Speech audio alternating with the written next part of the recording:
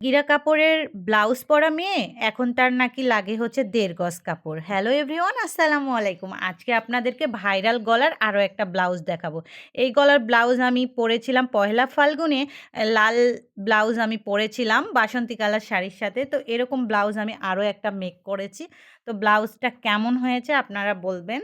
তো এটা হচ্ছে ব্লাউজের সামনে গলার, এটা হচ্ছে পেছনের গলা। পেছন গলাটাও আমি অনেক সুন্দর করে নিয়েছি। ৪ কোনা গলার সাথে এভাবে করা, দেখেন কত সুন্দর হয়েছে।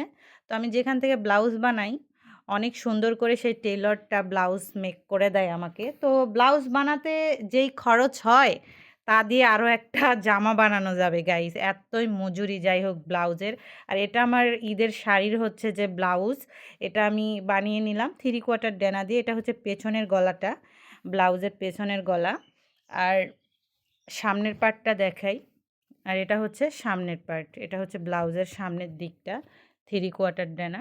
ডেনাতে এখানে একটু হচ্ছে যে কুচি নিয়েছি, এখন এরকমই চলে।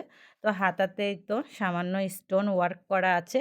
তো যাই হোক, আমার ব্লাউজগুলো কেমন লাগলো? আমি প্রথমে যে কথাটা বলেছিলাম যে ৮ গিরা কাপড়ের ব্লাউজ পরা মেয়ের এখন ১.৫ গজ কাপড় লাগে। আসলেই লাগে, কেননা এত ডিজাইন করে ব্লাউজ বানাই, কাপড় লাগবে না তো কি লাগবে বলেন?